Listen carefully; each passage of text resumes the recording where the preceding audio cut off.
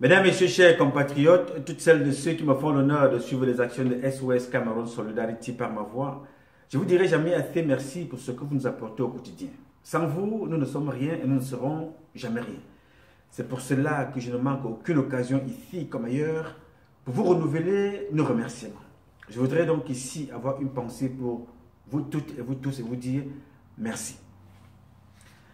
Mes chers amis, mes chers compatriotes, vous qui me faites l'honneur de nous suivre au quotidien, je m'adresse à vous aujourd'hui pour revenir sur un sujet qui me paraît important. La Guinée équatoriale et ses arrestations multiples. C'est devenu un mode de gouvernance en Guinée équatoriale, arrêter les étrangers et les faire rentrer dans leurs pays respectifs. Je vais être clair ici. La Guinée équatoriale est libre de faire ce qu'elle veut dans son pays. Elle est libre. Nous n'avons pas de leçons à donner à la Guinée équatoriale. Nous avons, d'ailleurs ici, je vous rappelle ici tous les jours, de respecter. Chaque fois que vous allez dans un pays, il faut respecter les lois, les institutions de ce pays. Il faut se plier au respect des institutions de ce pays. Respecter la population qui nous accueille, le peuple qui nous accueille dans tous les pays d'accueil, là où nous sommes appelés à y aller.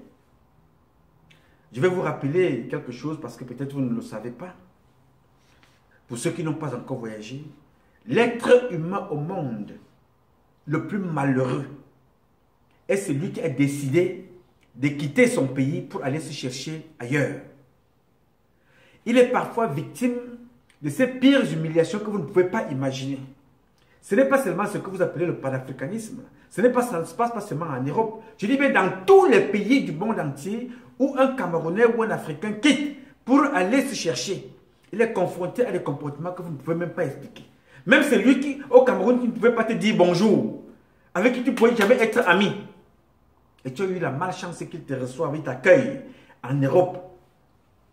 Tu deviens son esclave.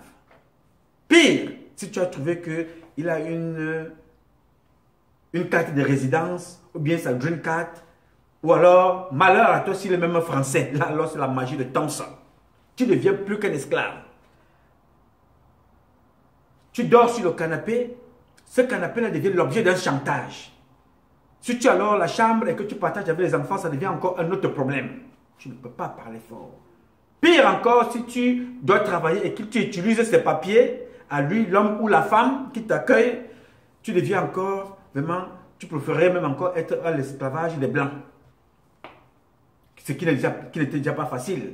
Mais quand c'est encore tes propres frères, noirs comme toi, qui t'esclavagisent, qui te rendent comme un animal à leur service, je te pose la question, qu'as-tu fait pour mériter ça? Tout simplement parce que tu vas chercher ailleurs ce que tu as laissé en abondance dans ton pays, le Cameroun, dans ton continent, l'Afrique. Et quand bien même tu vas travailler, tu quittes cette souffrance-là à la maison, tu tombes encore dans celles qui font garder les personnes âgées, celles qui gardent ce qui sont les aides-soignants, des infirmières ou des infirmiers. C'est-à-dire une vieille maman que ses propres enfants blancs ont abandonné. Toi, tu viens la laver son corps, l'habiller, la nettoyer. Elle te crache dessus, te traite de sale noire. Vous n'avez jamais vu quelque chose de si difficile de voir des étrangers qui quittent l'Afrique pour aller vivre à l'extérieur. Ce n'est pas facile. Je vous dis bravo à tous ces Camerounais, tous ces Africains qui ont quitté leur continent pour aller vivre à l'extérieur, se chercher. Alors quand tu envoies 50 $ à quelqu'un, il faut vous respecter les 50 $. Parce que vous ne savez pas les conditions dans lesquelles ces 50 $ sont gagnés. Je ne vous parle même pas de ceux qui ont eu des diplômes. Parce que quand un Camerounais, un Africain, travaille au milieu des Européens que vous voyez là, vraiment mettez-vous au garde-vous quand vous le voyez. Parce que ce Camerounais-là a 100 fois l'intelligence du blanc. Let me say it again one more time, my dear brother and sisters. Listen to me. Quand vous voyez un Camerounais, un Africain, travailler au milieu des blancs et avoir un bureau, quand vous le voyez, dites salut, mes félicitations, mes honneurs grands, mes honneurs. C'est-à-dire même s'il n'a que 20 ans. Parce qu'il faut avoir la capacité du blanc multipliée par 100 pour qu'on te prenne là. Donc même ceux qui sont diplômés que vous voyez partout là, ils ont bataillé pour être, ils ont prouvé qu'ils sont bons pour être là-bas. Parce que ce n'est pas facile. Alors je vous dis ça parce que ce qui se passe en Guinée équatoriale m'a outré. M'a fait comprendre que vous êtes à milieu de ce que vous appelez le panafricanisme. C'est un panafricanisme de pacotille. Obiangema Teodoro utilise ça pour se faire protéger par les pays voisins. C'est un égocentrique, un égoïste qui n'est pas, je ne peux pas dire qu'il est méchant, mais je dis un égocentrique et un égoïste qui ne pense qu'à lui. Tout c'est pour lui. Quand vous entendez parler de Obiangema Teodoro, c'est pour faire ses éloges. Dans quoi? Dans zéro. Je me pose la question, si Obiangema Teodoro était comme Paul Kagame aujourd'hui, je suis convaincu que quand il sort, on devait seulement le porter. Et quand il passe, les étrangers devaient rentrer dans la forêt. Regardez Paul Kagame, qui a réussi à dire aux gens dans son pays que malgré le million de morts que nous avons eu dans ce pays, je vous amène à vous aimer et qu'on travaille pour notre pays. Regardez comment ça se passe là-bas. Si Obiangema Teodoro était comme ce monsieur-là, Obiangema Teodoro, Teodora, je ne sais pas, était comme ce monsieur-là, c'est que c'est la magie en Afrique. C'est que personne ne respire. Donc, je reviens sur ce sujet-là parce que ça me dérange beaucoup. Ce comportement-là où nous reprochons aux étrangers blancs, pour le dire comme ça pour que toi tu comprennes, blancs de nous maltraiter chez eux, et qu'on se sente bien chez nous en Afrique. Tu quittes ton pays, le Cameroun, pour aller au Gabon, en Guinée équatoriale, tu arrives là-bas, tu te fais agresser, on te traite comme moins que rien. Parce que certains ont découvert ce qu'ils appellent le pétrole. Dis le pétrole. Le pétrole, c'est qui? Avant le pétrole, les gens vivaient de la pêche, de la chasse et de la cueillette. On vivait bien. Et quand vous avez eu ce pétrole-là, qu'est-ce qui a changé dans vos vies? Vos comportements ont changé. Il faut être comme Paul Kagame, reformé dans la tête. C'est là que ça se passe. Le respect de l'humain, ce n'est pas les maisons, ce n'est pas le mur. On peut détruire ça et reconstruire. Mais c'est dans la tête que ça se passe, les gars. Alors, je vous parle de ça parce que l'ambassadeur du Cameroun, je vais enlever mes lunettes de mon compatriote Augustine, qui dit, Patrice Nouma, je veux voir ton figure. Alors, voici ce que dit l'ambassadeur du Cameroun en Guinée équatoriale. C'est un communiqué. L'ambassadeur de la République du Cameroun auprès de la République de Guinée équatoriale informe la communauté camerounaise en Guinée équatoriale que depuis le lundi 1er novembre 2021, des compatriotes ont été interpellés et retenus au complexe multisport de Malabo, aux côtés de nombreux autres ressortissants étrangers vivant dans la capitale équato-guinéenne. Selon les informations reçues du consulat de Bata, une opération similaire se déroule sur la partie continentale depuis le samedi 30 novembre 2021 et les étrangers retenus seraient gardés au stade Omnisport de Guantama et dans divers postes de police de la ville de Bata. L'ambassade, une fois informée, a immédiatement saisi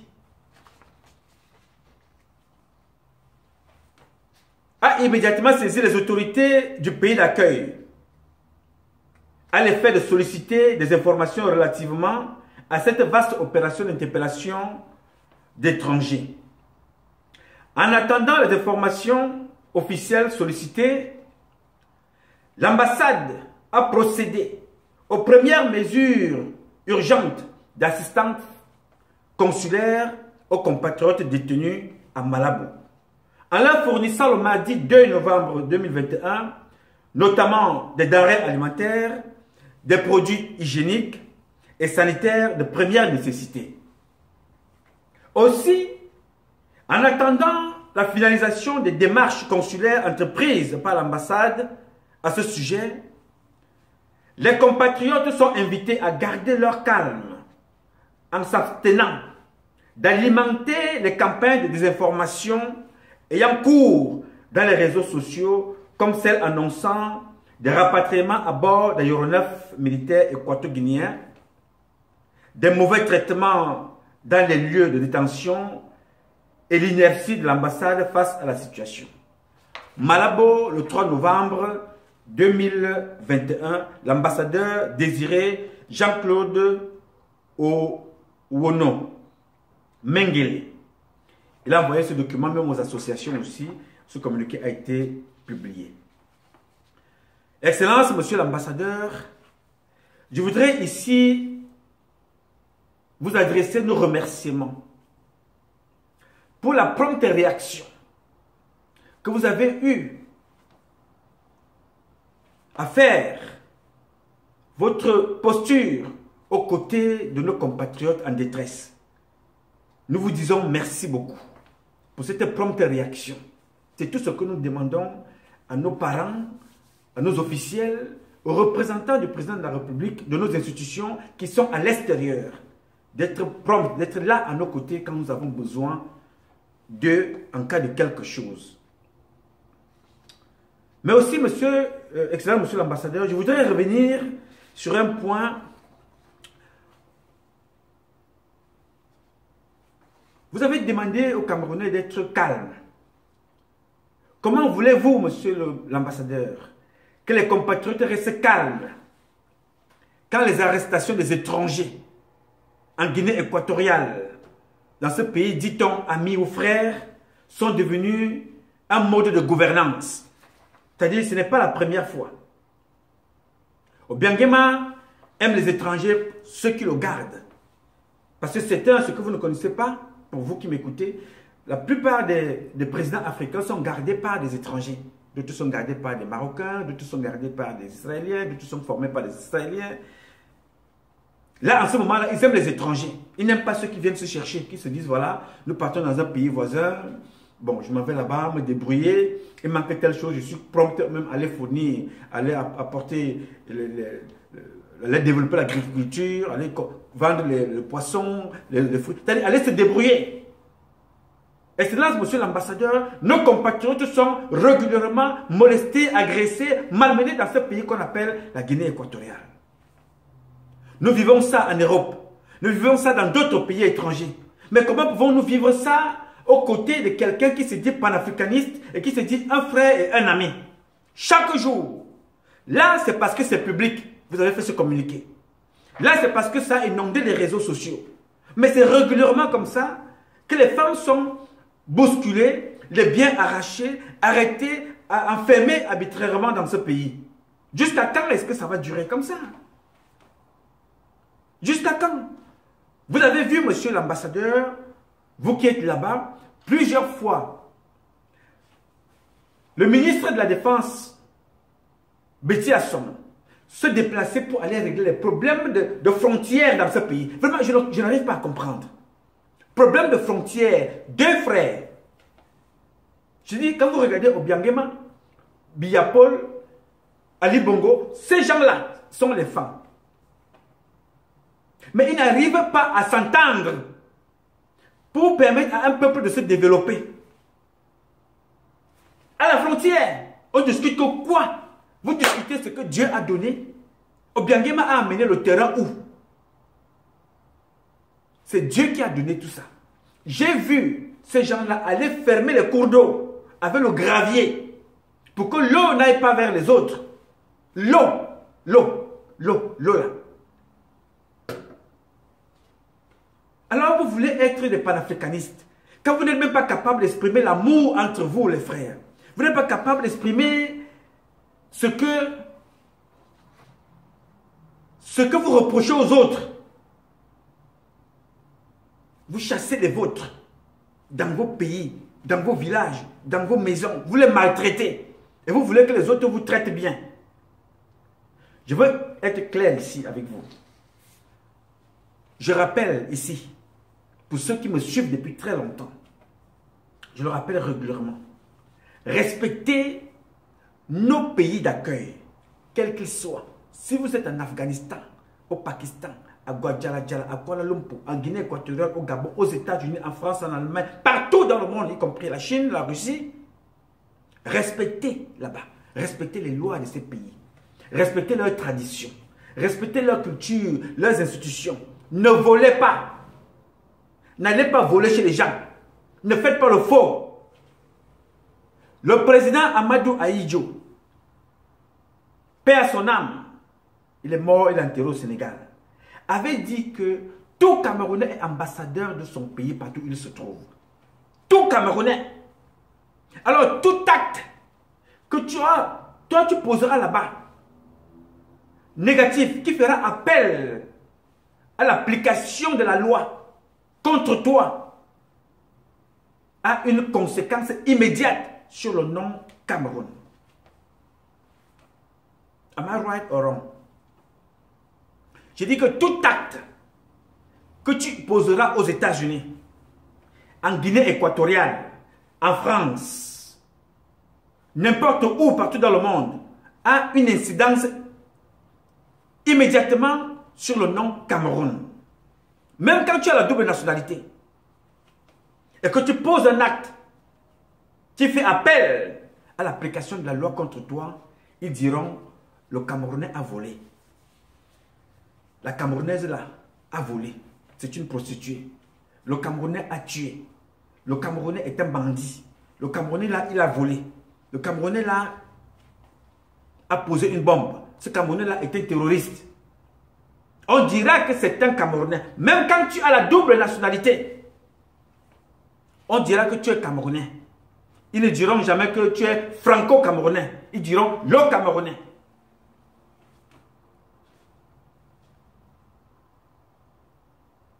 Ceux qui sont des sportifs savent ce que je dis là.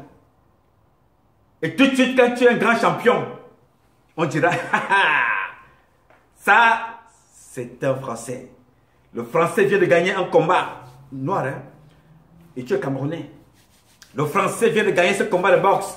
On vous a toujours dit, les Français, il ne s'est pas laissé faire. Vraiment, il a monté qu'il était. Il a vraiment représenté le drapeau français. Cette Française, elle vient de gagner cette course. Vraiment, elle a gagné le 100 mètres, le 200 mètres. Vraiment, elle a gagné ce marathon-là. Voilà. En ce moment-là, on reconnaît que tu es Français. Mais quand tu poses une bombe, tu poses un acte contre la loi. Non, monsieur, la nationalité, on la met d'abord en bas. Tu deviens tout de suite Camerounais. Tu es Congolais. Tu es Ivoirien. Tu es Tchadien. Tu es Nigérien. La nationalité, là, on la garde d'abord de côté. Non, c'est ton pays qui ressort. C'est pour ça qu'Amadou Ahidjo, notre président, disait toujours, faites attention à vos comportements. Partout. Et c'est d'ailleurs comme ça même dans nos familles. Quand vous sortez de chez vous, dès que vous posez un acte, on dit que non, c'est le fils de... C'est ta maman qu'on indexe. Mal élevé, qui t'a même éduqué. C'est ta maman qu'on insulte. Donc nous avons le droit, ça doit être dans nos jeunes. On ne peut pas arrêter les voleurs, hein. Il y en aura toujours. On ne peut pas arrêter les traites, il y en aura toujours. Mais faisons un effort d'empêcher des gens qui ne peuvent même pas être des bailleurs dans ta maison de te manquer le respect parce que tu es à l'extérieur, tu es venu te chercher. Ne leur donnez pas l'occasion. Ne leur donnez aucune occasion. Il faut faire très attention avec des comportements comme ça. Parce que tu arrives dans un pays, on te fait comprendre que, d'après les nouvelles que nous avons eues, on dit, ils sont en train de traquer les voleurs. Ils traquent les voleurs et les criminels. Ils ont le droit.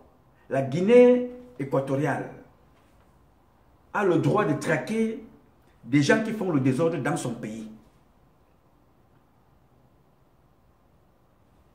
La Guinée équatoriale est dans son pays. Il y a des lois à respecter. Ils sont appelés à traquer tous ceux qui volent. Mais vous avez une police. Le président Obiangema tout récemment est allé déposer des milliards pour construire le centre de renseignement. Centre de renseignement. Des milliards, ils ont inauguré. Donc ils ne sont pas capables de détecter chez eux les qui sont des voleurs, d'espionner, de faire des filatures, des investigations, de monter des enquêtes pour aller prendre ceux-là. Ici aux États-Unis, c'est arrivé quand, je vous ai dit ça l'autre jour, quand Donald Trump était aux affaires, il a fait des ratissages comme ça. Il n'arrêtait pas des gens en désordre. Il a arrêté des gens parce qu'il a dit, dans ce pays, il y a des gens qui continuent à faire entrer la drogue dans ce pays. Pour cela, il faut aller chercher ceux qui ont été condamnés et qui ne se sont jamais présentés. Il faut aller les chercher là où ils se trouvent. Mon ami, il venait vous prendre le matin, à 5h, 6h chez vous. On vous prend, on vous amène et vous partez. Il y avait un objectif. On savait où vous étiez. Mais cette façon d'aller prendre des gens, vous prenez des personnes comme ça, vous allez les jeter dans un stade, comme dit l'ambassadeur, ils sont dans un stade. C'est comme ça qu'on prend des gens, on vole leur argent, on arrache leurs biens. Mais comment est-ce que vous pouvez rester calme, Excellence, monsieur l'ambassadeur, face à des comportements comme ça, humiliants, répétitifs chaque fois? Vous devez recommencer votre vie à zéro. On amène comme ça, vous partez, si vous avez laissé des enfants à la maison pendant ce temps, on vient braquer à la maison, on vole vos choses. Ce sont ceux-là même qui vous ont arrêté, qui viennent rafler votre maison, prennent vos affaires. Il faut recommencer over and over. Ce n'est pas normal, Excellence, monsieur l'ambassadeur. C'est des comportements qui doivent s'arrêter. Et quand on parle des voleurs, on parle des voleurs. Entre ces gens qui sont venus vendre des tomates, qui font leur petit business, parfois j'ai vu des marchandises jetées à l'eau, là-bas en Guinée équatoriale. Entre ces gens-là et le fils de Biangema Théodore, qui est le plus grand voleur. Je le dis, je n'invente rien. Hein. Entre ces gens que vous cherchez partout là, qui sont à condamner, et le gars qu'on appelle, qui veut être président en Guinée équatoriale, qui est le plus grand voleur entre ces gens-là et le fils de Biangema Théodore. Ce monsieur-là qui demande qu'on arrête les gens à tout va. Le fils là, de Ngema Théodore là, est le plus grand voleur parmi tous les chefs d'État, des enfants des chefs d'État en Afrique, voire du monde. Ce monsieur a l'argent, il a gagné l'argent là comment? C'est un footballeur, c'est un chercheur, c'est un scientifique. Il a gagné l'argent en faisant quoi? C'est un homme d'affaires. Son père, Obiangema, a pris le pouvoir par les armes. Oui, monsieur. Il a pris le pouvoir par les armes, en tuant même son oncle. Et ce sont toujours... Je ne comprends pas comment les gens qui font toujours de mauvaises choses sont les premiers à donner des leçons. Je ne dis pas ici que vous ne devez pas combattre les voleurs. Je dis qu'il faut cibler les voleurs. Vous avez de l'argent, vous devez développer le renseignement chez vous. Au lieu de mettre tout le monde dans la même casse, dans le même sac, dans la même classe, on va prendre des gens comme ça et on arrache leurs choses. C'est ça mon problème. Faire la sécurité chez vous, faites ce que vous voulez, ça c'est votre problème. Mais vous ne pouvez pas passer votre temps à traquer tout le monde, vous accusez tout le monde. Qui est plus bandit que le fils qui veut être président là-bas? C'est même encore pire. D'autres viennent là-bas travailler pour aller nourrir leur famille en Afrique. Obiangema lui vole, fils, je dis, pour aller nourrir les Blancs. Alors quand vous voyez que même le Blanc réussit à chasser un voleur chez lui, ça veut dire que c'est devenu la magie. C'est-à-dire quelqu'un qui vole pour venir investir en Europe.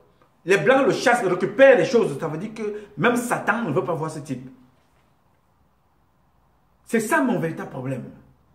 Et vous parlez de panafricanisme. Non, monsieur. Excellent, monsieur l'ambassadeur. Je suis très content de vous face à cette réaction. Cette prompte réaction aux côtés de nos compatriotes. Mais nous allons aussi prendre des mesures. Monsieur Biya-Paul sauve encore ces gens-là. Monsieur Biya-Paul. Et je le dis, comme je le disais tantôt à certains de mes compatriotes équato-guinéens avec qui j'ai parlé, ça va changer. Le président Biya, comme le président Obiangema Théodore, Dieu va les rappeler. J'espère le plus tard, et je le souhaite le plus tard possible. Ça va changer. Je fais la promotion de la rupture des relations avec ces gens-là. Ils ne nous servent à rien. Rien. Il faut rompre nos relations avec ces gens. On ne peut pas considérer que nous sommes des amis, nous sommes des voisins, et on nous humilie comme ça tous les jours. Je dis bien les pauvres parents qui vont se débrouiller. Partout, il y a des criminels. Partout. La preuve en est que même le fils de Biangema est un criminel économique. Et même un criminel physique, combien d'opposants ces gens ont tué là-bas chez eux? d'autres qui meurent dans des cellules. Ce sont des criminels qui gèrent ce pays. Et ça, on en trouve partout dans le monde entier. Mais ce qui se passe dans le monde devrait vous inspirer. On dit, en Guinée équatoriale, si tu poses un acte, on sait qui on arrête. On ne va pas venir ratisser tout le monde pour pouvoir... Vous ne pouvez même pas comprendre la gravité de la situation. Je le dis, ça me touche, ça me fait mal parce que je sais comment les étrangers se battent pour s'en sortir à l'étranger. Et quand on te prend comme ça, on t'amène, et que par derrière, on vient rafler ta maison, on vole ton argent et tes biens, c'est embêtant. Il faut tout recommencer. On te prend, on t'amène. Même si tu as fait n'importe quoi, condamnez les gens, enfermez-les chez vous. Il y a la loi. Informez. Même l'ambassadeur n'est même pas au courant. C'est-à-dire, il faut qu'on commence à chercher les informations. On attend, entre-temps, on est là, you know. L'ambassadeur a fait un travail énorme. Sensibiliser ses compatriotes. Vraiment, nous saluons ça. Jusqu'à quand allons-nous vivre comme ça? Vous avez une police pour faire quoi? Pour marcher derrière au bien et monter, descendre avec 400 personnes. Vous allez au Brésil, vous volez l'argent des Équato-Guinéens, vous allez donner aux prostituées. Mais ceux qui viennent travailler, on les persécute, on dit que non, ce sont des vendeurs, ils n'ont pas de papier, d'autres ont volé le manioc, d'autres, je ne sais pas trop quoi, mais à un certain moment, il faut que ça s'arrête, ça. Ça doit s'arrêter. Nous n'avons rien. Le Cameroun est d'ailleurs le seul pays en Afrique qui ne chasse pas les étrangers. Nous n'avons rien contre le peuple équato-guinéen, contre aucun peuple d'ailleurs. Il peut avoir des comportements déplacés comme ça entre nous, avec des autorités, mais le peuple camerounais vit l'hospitalité, le partage avec les étrangers. Même si dans leur propre pays, ils ont des... c'est comme dans une grande famille. Mais apprenez à respecter les gens quand ils viennent chez vous. C'est quoi ce comportement des arrivistes là? À peine vous découvrez les blancs, ce que vous appelez les blancs en ce moment, sont en train de réfléchir sur des alternatives au pétrole. Ils développent les voitures avec l'électricité. Ils développent tout pour ne plus être dépendants. Quand vous passez votre temps à ne pas développer un certain nombre de choses dans vos pays parce que vous comptez sur le pétrole. Regardez l'Arabie Saoudite. L'Arabie Saoudite amène même l'eau dans le désert. L'Arabie Saoudite amène l'eau pour développer son agriculture. En Guinée équatoriale, comme dans beaucoup de pays d'ailleurs, comme le Gabon et le Cameroun, comptez seulement ce que voilà, les gens viennent acheter le bois, ils viennent acheter le pétrole, vous mangez. Pendant ce temps, nous sommes en train de payer les dettes, que nous endettons nos pays. On ne sait pas ce que nous avons fait avec cet argent. Et on va chercher comme ça des pays comme Israël pour venir protéger. Israël, c'est une population qui n'a pas 15 millions d'habitants. Mais ils viennent protéger les pays, les fils de ce pays-là qui ont fait de la sécurité, l'expertise, la science, une valeur. Ils viennent protéger les pays qui ont 30 millions d'habitants. 2 ou 3 fois le double de leur pays comme le Cameroun. C'est les enfants de ce pays-là qui viennent protéger le Cameroun.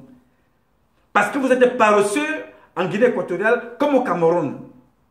60 ans, on n'arrive pas à former des militaires qui sont capables de former les leurs. On n'arrive pas à avoir des cercles, des services spécialisés pour penser prospective et perspective. Anticiper sur ce qui va se passer de l'autre côté dans 10, 15, 20 ans. On va chercher des enfants dans d'autres pays pour venir vous protéger. Et vous parlez d'indépendance, vous parlez de liberté. Parce que vous montez dans un avion, vous allez dépenser de l'argent, vous appelez des présidents. Vous êtes des présidents de pacotille. Vous ne servez absolument à rien. Rien du tout. Vous gardez, c'est les Marocains. Vous gardez, c'est les Israéliens. Mais vous formez les enfants tous les jours, ils sont aux États-Unis, ils sont en Israël, ils sont en Europe. Mais quand ils arrivent là-bas, ils ne font même pas ce pourquoi ils ont été formés. Mais vous continuez à brutaliser des personnes comme ça. Tout ce qui vous intéresse, c'est le pouvoir. Après le fils, après le père, c'est le fils. On veut être président.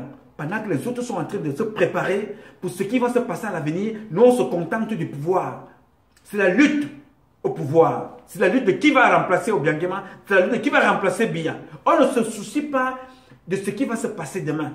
Ces gens qui sont en train d'envahir nos pays, ces Chinois qui arrivent, ces Indiens, ce monde-là qui est en train de venir chez nous, finalement, un jour, vous allez vous retrouver sans pays.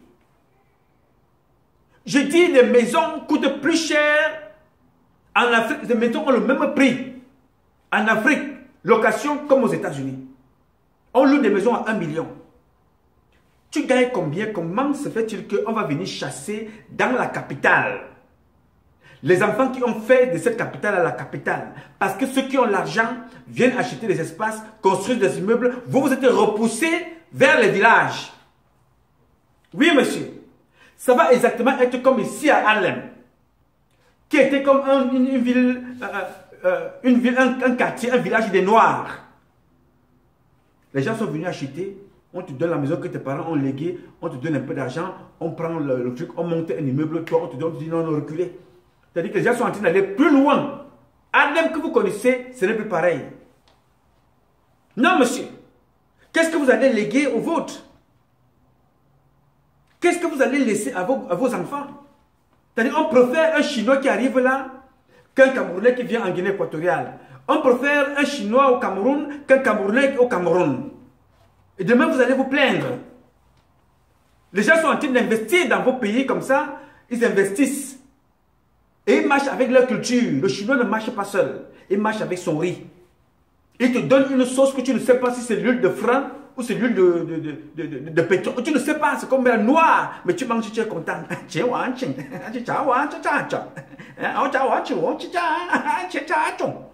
Toi, tu manges. Le Chinois ne mange pas ton dollar. Oui, monsieur.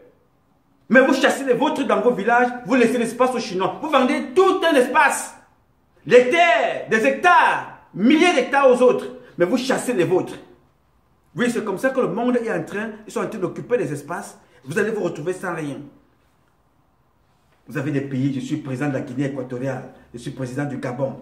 Ça, ces villages-là ce ne sont même pas des villes du Cameroun à l'époque. Ce sont des quartiers. Des quartiers du Cameroun, Guinée équatoriale, Gabon ou whatever. Dit, je suis président. Il faut chasser les personnes. Vous êtes incapable de développer dans la tête. Il faut concevoir, les gars. Il faut développer l'unité dans la tête, les gars. Le monde est en train d'évoluer en grande vitesse. Les Chinois viennent en force.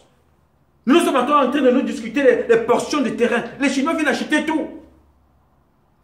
Cultiver la solidarité. Je n'ai rien contre vous, les Équato-Guinéens. Je dis d'ailleurs qu'il faut protéger les Équato-Guinéens au Cameroun, d'ailleurs comme tous les étrangers. J'ai un problème avec les gouvernants. Changez votre comportement. Ce n'est pas normal, ce n'est pas digne de vous. On ne peut pas continuer comme ça. À se faire agresser partout, y compris dans nos villages. Et vous préférez le blanc au noir. Vous préférez le chinois à l'équato-guinéen lui-même parce que vous volez son argent pour aller en Europe et on arrête tout ça. Excusez-moi du ton, mais c'est un peu de colère. I love you and may God bless you all.